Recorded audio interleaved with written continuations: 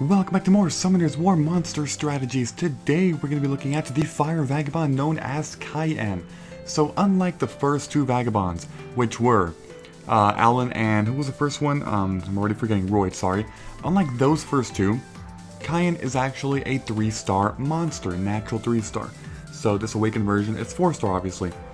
Anyway, Cayenne has some pretty good use, unlike Alan, which is terrible, and unlike Roy, which is mediocre.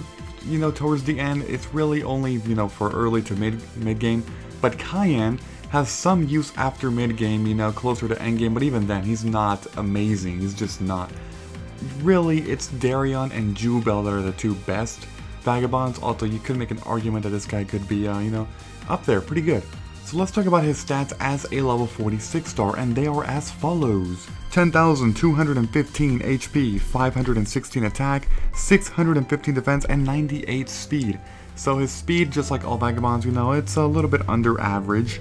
And stats are, well, somewhat balanced, from attack and defense, more defense obviously.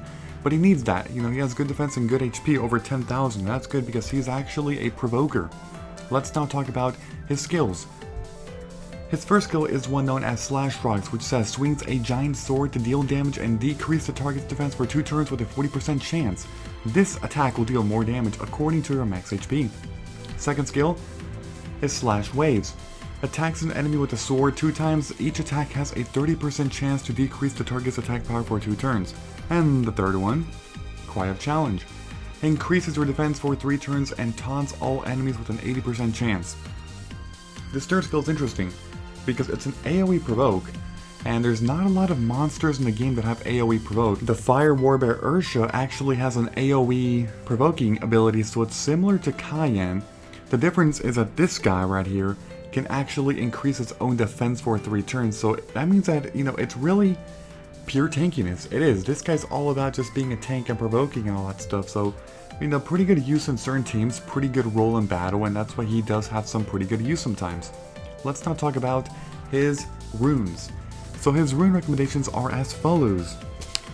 Use Violent with either Focus or Revenge.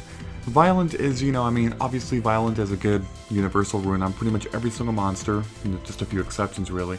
So that's why I would say that, I was gonna say to use Swift, but really, if you're gonna use Swift but then not a speed in slot 2, it's kind of crazy. So I guess you could put Swift and a speed in slot 2, but never use Swift without a speed in slot 2, because you're not really getting the best use of speed, because, the Swift bonus is really not that great on a monster with 98 speed, so that's the problem. But if you want to make him insanely fast, then go ahead and use Swift if you want, it's a nice alternative to Violent.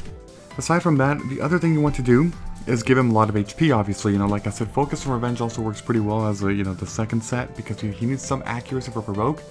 But really, I would say to give him HP in slots 4 and 6 over accuracy. Instead, use a Focus set and use accuracy substats, and with that combination, he should have some pretty good accuracy. He should.